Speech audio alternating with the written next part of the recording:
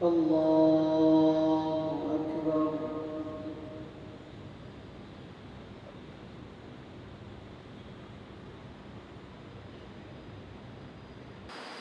الله أكبر. بسم الله الرحمن الرحيم. ونسألك خيرا كثيرا.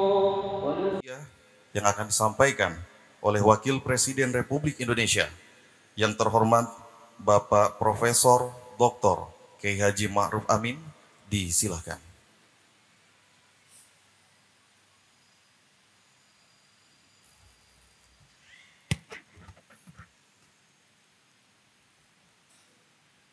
Assalamualaikum warahmatullahi wabarakatuh.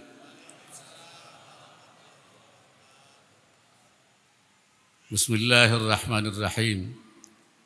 Alhamdulillahilladzi anzala al-Qur'an fi syahri Ramadan hudan lin-nasi wa bayyinatin minal huda wal furqan. Wassalatu wassalamu ala sayyidina wa habibina wa syafi'ina wa maulana Muhammadin al-mab'uthi rahmatan lil insi wal jan wa ala alihi wa ashabihi ulil fadli wal arfan. Yang saya hormati Pejabat Gubernur Kalimantan Barat beserta Forum Koordinasi Pimpinan Daerah Kalimantan Barat,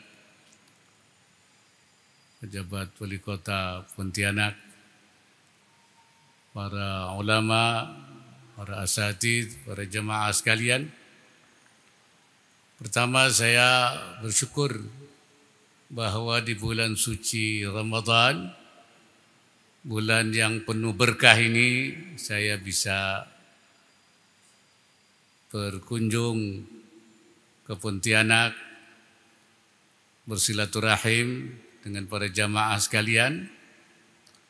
Mudah-mudahan pertemuan ini pertemuan yang dirahmati dan diberkahi oleh Allah Subhanahu wa taala. Kita patut bersyukur karena kita bisa menemukan kembali bulan suci Ramadan yang penuh berkah. Utamanya karena di bulan ini kita dapat mengerjakan puasa sebulan penuh. Di dalam melaksanakan ibadah itu selalu ada hikmah. Termasuk juga puasa di bulan Ramadan. Karena apa yang disyariatkan oleh Allah Subhanahu wa taala, baik ibadah ritual maupun ibadah sosial, itu akan mempunyai makna hikmah yang besar. Tidak ada yang abathan, yang sia-sia tidak ada. Imam Ibnu Taimiyah, Ibnul Qayyim mengatakan, inna syari'ata mabnaha wa asasaha 'alal hikami wa masalihil ibad. Syariat itu dibangun, bangunannya, asasnya dibangun di atas hikmah dan kemaslahatan hambanya. Jadi semuanya punya hikmah, membawa kemaslahatan. Wa hiya adlun kulluha. Syariat itu semuanya adil. Wa rahmatun kulluha. Semuanya rahmat. Wa maslahatun kulluha. Semuanya maslahat. Wa hikmatun kulluha. Dan semuanya hikmah. Semuanya. Tidak ada nilai yang terbuang. Wa kullu mas'alatin kharajat 'anil adli ilal jur. Mana-mana masalah yang keluar dari keadilan kepada ketidakadilan, kepada penyelewengan, wa minar rahmati ila diddiha, dan dari rahmat kepada lawannya rahmat, dari rahmat kepada kebencian, permusuhan, wa minal maslahati ilal mafsada, dari maslahat kepada tidak maslahat, kerusakan, wa minal hikmati ilal abath, dan dari hikmah kepada main-main, tidak ada nilai, falaisat minasyariah, itu bukan syariah. Pokoknya penyelewengan, permusuhan, kebencian, kerusakan, sia-sia, itu falaisat minasyariah. Wa in udkhilat fiha bitta'wil, walaupun diberi takwil, diberi tafsir bahwa itu syariah. Tidak syariah kalau tidak adil, tidak maslahat, tidak rahmat, tidak hikmah. Fasyari'atu adlullahi baina ibadi, syariat itu keadilan Allah di antara hambanya. Wa rahmatuhu baina khalqi, dan rahmat Allah di antara makhluknya. Wa dhilluhu fi ardi, dan naungan Allah di buminya. Wa hikmatuhu ad-dallatu alaihi wa ala sidqi rasulihi, dan hikmah yang menunjukkan keberadaan Allah dan kebenaran utusannya Rasulullah sallallahu alaihi wasallam, Nabi Muhammad. Itu syariah. Puasa Ramadan itu adalah juga membawa hikmah, membawa manfaat. Tetapi tidak semua orang puasa berdampak positif. Mestinya puasa itu berdampak positif. Tetapi baik untuk personal maupun juga dalam hubungan sosial. Karena itu Rasulullah mengatakan, kam min sa'imin laisa min siyami illal ju' wal 'atas.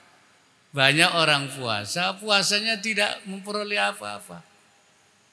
Tidak memperoleh pahala, tidak memperoleh hikmah. Yang diperoleh illal ju' wal 'atas, kecuali lapar dan haus. Cuma dapat lapar dan haus saja, tidak punya dampak apa-apa. Hadirin sekalian, puasa itu ibadah spesial, sangat spesial. Makanya Rasulullah mengatakan, Allah Subhanahu mengatakan dalam hadis qudsinya, kullu amal ibni Adam lahu, setiap amal ibnu Adam untuk dia, illa shaum, kecuali puasa. Fa innahu li wa ana ajzi bihi, puasa itu untuk saya dan saya yang akan membalasnya. Apa amalan yang lain tidak dibalas oleh Allah? Dibalas. Dibalas juga yang lain-lain, ibadah lain. Tapi untuk puasa itu balasannya spesial. Kenapa spesial? Kata ulama, li khafaihi, karena samar, orang puasa itu enggak nampak. Orang salat kelihatan, rukuk, sujud. Orang sedekah kelihatan, ada yang menerima. Orang zakat kelihatan. Orang haji kelihatan. Orang puasa tidak kelihatan. Antara orang puasa tidak puasa itu tidak nampak. Sampai ada cerita ini Pak Pejabat Gubernur. Mudah-mudahan tidak di Pontianak ini. Ada pejabat lalu malam sahur, pagi pergi ke kantor, pulang sore buka. Ya seperti orang puasa, tidak ada bedanya antara orang tidak puasa. Ternyata pada suatu ketika sakit perut, pulang jam 3 sore, muntah. Begitu muntah keluar baksonya, kaget istrinya. Perasaan sahurnya enggak makan bakso. Kenapa jadi muntahnya ada baksonya?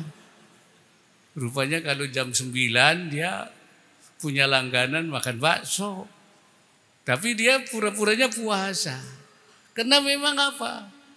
tidak kelihatan orang puasa tidak puasa itu. Oleh karena itu puasa itu lambang kejujuran. Orang puasa itu jujur. Kenapa? Karena kalau tidak jujur dia masuk ke kamar mandi, minum, keluar kan nggak ada orang tahu bahwa dia tidak puasa. Tapi karena jujur, tidak. Misalnya sudah tinggal 5 menit lagi. 5 menit lagi kan nggak apa-apa. Buka saja. Tidak mau dia. Jujur dia disiplin. Jadi orang puasa itu jujur, disiplin, pegang teguh. Itu manfaatnya puasa. Jadi kalau puasa berdampak nanti kita jadi orang jujur. Seperti orang puasa. Orang puasa itu dia memegang kejujuran itu. Itu dampak daripada puasa itu. Makanya para nabi itu disebutnya siddiqan nabiyya. Orang jujur-jujur. Nah, orang jujur sekarang ini lagi susah. Banyak orang tidak jujur. Karena itu kita harapkan orang puasa semua mudah-mudahan jadi orang jujur semua. Amin ya rabbal alamin. Nah, yang paling penting lagi puasa itu menahan nafsu. Menahan nafsu itu kan jihad besar. Ketika Nabi pulang dari perang fisik, Nabi mengatakan raja'na minal jihadil asghar ilal jihadil akbar. Pulang dari perang kecil kepada perang besar. Jadi perang fisik itu perang kecil. Perang besarnya nafsu. Karena perang nafsu ini perang yang berkelanjutan. Sampai kita meninggal itu terjadi peperangan. Jadi jihad mustamirran, istimraran, terus berkelanjutan. Dan semua orang tanpa kecuali ulama, semua, hanya Nabi saja mungkin yang terasmah namanya itu, yang bisa terjaga itu, ya maksum. Bahkan Nabi Yusuf sendiri mengatakan, saya juga tidak bisa bebas. Wa ubarri'u nafsi. Ya, tidak bebas. Inna nafsa la ammaratun bisu. Nafsu itu selalu membawa kepada keburukan. Itu nafsu itu. Kecenderungnya membawa keburukan. Kalau tidak ditahan kita. Karena itu nafsu itu oleh ulama diibaratkan kayak anak kecil, katifli. Nafsu itu kayak anak kecil, anak orok gitu. Syabba ala hubbir radha'i, dia suka menetek. Anak kecil tuh menetek. Kalau tidak dipisah, sampai besar dia maunya netek saja. Wa in taftimhu yamfatimi, dan kalau dipisahkan dia baru dipisah. Jadi kalau disapih namanya. Kalau anak kecil tuh kalau lagi nusu disapih umur 2 tahun. Nah, nafsu itu harus disapih, kalau tidak terus saja. Nah, jadi perjuangan melawan nafsu itu, dan nafsu itu tidak pernah berhenti. Kalau setan itu dari luar datangnya, tapi yang dari dalam itu nafsu.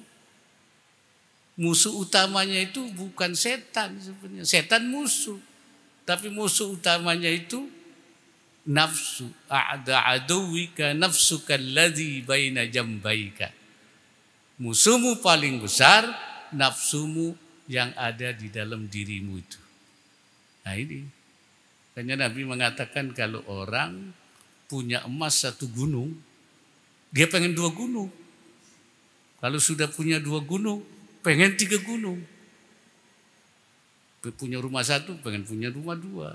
Udah rumah 2, pengen punya rumah 3. Mobil 1, pengen 2, pengen.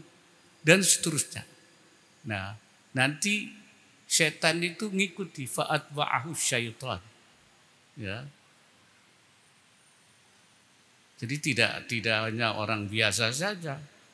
Orang alim pun Bisa. Seperti Allah ceritakan dalam Al-Quran. Watlu alaihim naba'alladzi atainahu min ayatina fansalakha minha fa'atba'ahu syaitan fakana minal ghawin. Ceritakan Muhammad pada mereka. Orang yang kami berikan ayat-ayat kami. Atainahu ayat. Fansalakha minha. Dia melepaskan diri dari ayat itu. Jadi sudah punya ilmu, punya ayat, tapi melepaskan diri. Diikuti oleh setan. Dia menjadi orang yang sesat. Walau syi'na la rafa'nahu walakinnahu akhlada ilal ardi. Kalau kami mau, kata Allah, kami bisa angkat. Walakinnahu akhlada ilal ardi. Tapi dia tidak mau. Diangkat oleh Allah, tidak mau. Akhlada ilal ardi, tapi dia mengekalkan pada dunia, pada bumi. Syekh Nawawi Al-Bantani mengatakan, akhlada ilal ardi itu mala ilad dunia. Tapi dia lebih memilih dunia daripada ayat-ayat Allah.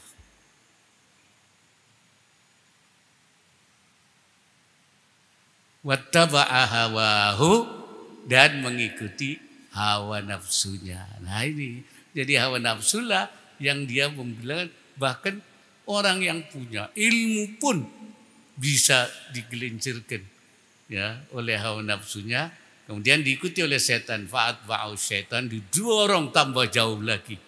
Na'udzubillah min. Itu bahaya nafsu itu.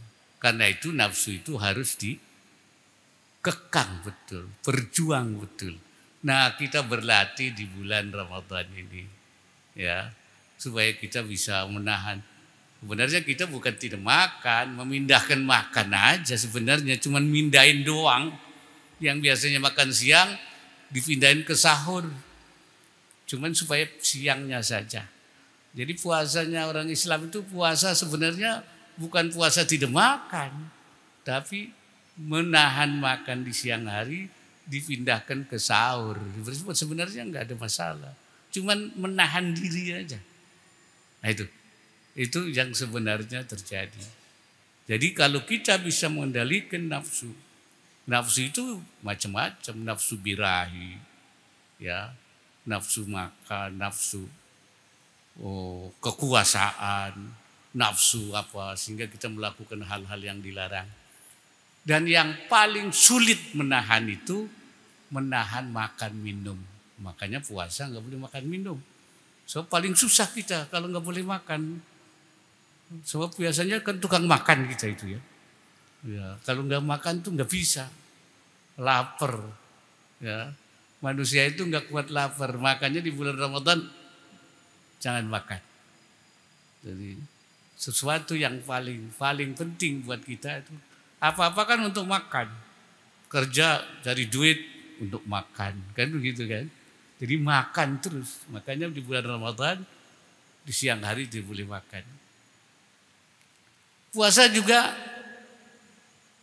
supaya mengajar kita untuk sabar.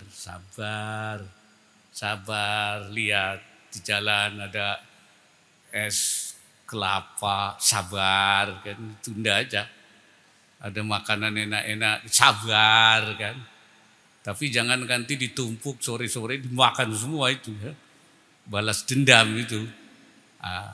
Artinya kita bersabar. Jadi orang puasa itu orang sabar. Berlatih menjadi orang yang sabar. Ya sebelum datang waktunya, walaupun tinggal 5 menit, sabar terus. Sabar ini penting. Bahkan pemimpin itu, orang yang diangkat oleh Allah pemimpin itu orang yang sabar. Wa ja'alna minhum a'immatan lamma sabar. Kami jadikan mereka pemimpin ketika mereka sudah bisa sabar. Jadi pemimpin yang diangkat oleh Allah itu orang yang bisa sabar menghadapi berbagai masalah, problem. Karena manusia ini kan macam-macam. Ya, problemnya macam-macam. Nah, kalau tidak bisa sabar, wah itu kacau. Nah ini sabar ini apa ya, menerima. Artinya menerima, tidak marah-marah, tidak mengadu kemana-mana ketika. Karena memang dunia ini tempat ujian. Makanya ulama mengatakan dunia ini mamarran imtihanian namanya. Tempat liwat yang penuh ujian. Kita ini liwat menuju akhirat. Kan sementara liwat. Jadi bukan netep di dunia ini, bukan tempat tetap. Tempat kita netep itu di akhirat. Di dunia ini mamarran imtihanian, yaitu tempat liwat yang penuh ujian. Nah karena itu diperlukan kesabaran. Tidak selalu hidup kita itu enak, senang. Makanya kalau orang sabar itu nanti diberikan kemudahan. Ya. Jadi ada kita kesulitan diberikan inna ma'al usri yusran, inna ma'al usri yusra. Ini kata ulama, yusrinya itu satu, yusrannya dua. Kenapa? Karena ibarat dalam Al-Quran inna ma'al usri, usrinya itu pakai al. Ya. Yusran, bersama dengan kesulitan ada kemudahan. Wa inna ma'al usri, dan beserta kesulitan yang tadi itu, yang satu itu, yusran, kemudahan, yusran akhar, kemudahan yang lain. Yusrannya dua, karena nakirah, katanya tidak ada alnya. Jadi satu kesulitan akan dibalas oleh Allah dengan dua yusran. Satu usran, satu usri, dua yusrannya. Inna ma'al usri yusra, wa inna ma'al usri yusra, wa dengan adanya satu kesulitan ada kemudahan, wa ma'al usri, dan beserta kesulitan yang tadi itu ada yusran akhar, kemudahan yang lain. Kalau sabar. Cuman kita kadang-kadang tidak sabar. Ya, mengeluh, marah-marah, atau dan kita jangan mengadu kepada manusia, jangan. Kita mengadunya kepada Allah. La tas'alanna bani Adam hajatan wasalil ladzi abwabuhu la tuhjabu. Jangan kamu minta kepada manusia suatu hajat, mintalah kepada yang pintunya tidak pernah tertutup. Di zaman Nabi ada orang yang susah, sehingga dia kalau salat, karena yang pakaiannya hanya satu, bergantian dengan istrinya, kalau salat begitu salam lari. Kenapa? Nanti akan dipakai istrinya salat.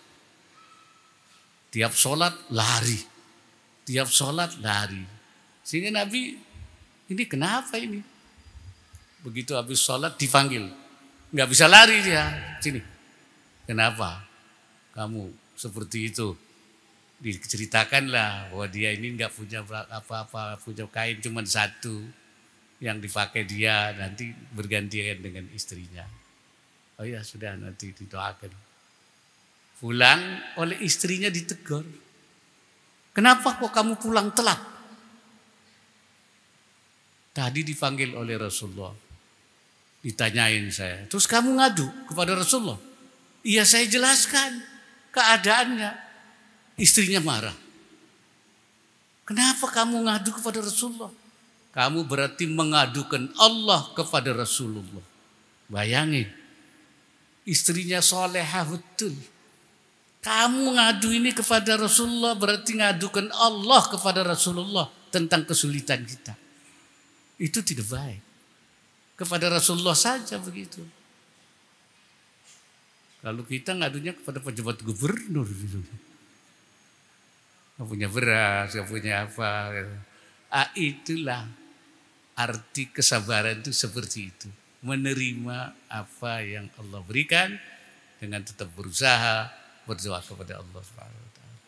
Tetapi kesimpulan yang penting yaitu bahwa puasa ini mengandung hikmah ujungnya itu supaya kita menjadi orang yang bertakwa kepada Allah. La'allakum tattaqun, artinya tattaqun itu mengerjakan semua apa yang diperintahkan oleh Allah. Nah, orang yang bertakwa itu, inna akramakum indallahi atqakum, orang yang paling mulia di sisi Allah orang yang bertakwa. Ya. Wa may yattaqillaha yaj'al lahu makhraja. Orang yang bertakwa nanti akan ada jalan keluar. Nah, tinggal percaya apa tidak. Kalau orang bertakwa itu ada makhraj. Makhraj itu jalan keluar. Kalau percaya kepada Allah. Tapi banyak orang nggak percaya sih. Nggak percaya dia. Sehingga dia nggak percaya kalau orang takwa itu ada jalan keluarnya. Wa yarzuqhu min haitsu la yahtasib, dan akan diberi rezeki yang dia tidak terduga-duga. Ini kata Allah. Percaya nggak kepada Allah kita? Hah? Percaya apa tidak? Makanya takwa. Kecuali nggak percaya, kayaknya pada nggak percaya tuh. Banyak yang nggak percaya kayaknya itu. Makanya kita nggak diberi jalan keluar, nggak diberi rezeki min haitsu la yahtasib. Wa may yatawakkal 'ala Allah fa huwa hasbuh. Yang tawakal pada Allah, dialah yang akan mencukupi kita. Dan yang paling penting lagi ini innama yataqabbalullahu minal muttaqin. Hanya yang diterima oleh Allah amalnya itu orang yang bertakwa. Artinya kalau nggak bertakwa, amalnya nggak diterima oleh Allah. Innama yataqabbalullah. Makanya para ulama dulu, para sahabat, kalau sholat nangis. Ini takut nggak diterima amalnya. Takut nggak diterima. Walladzina atu ma yu'tuna ma atu wajilat qulubuhum. Jadi kalau dia menjalankan sesuatu, dia takut. Sholat takut, nangis, puasa takut. Siti Aisyah tanya kepada Nabi, apa mereka itu orang yang seperti itu? Orang yang mereka berzina, wahum yazunun, ya, wala yusallun. Apa mereka dulunya tidak puasa, zina atau lah? Kata Nabi, bukan. Mereka orang-orang yusalluna wa yasumuna. Mereka puasa, orang ibadah. Cuman mereka itu takut apa? La taqabbalu ibadatuhum. Takut ibadahnya enggak diterima oleh Allah. Mereka itu orang yang kalau dalam kebaikan dia paling cepat di depan.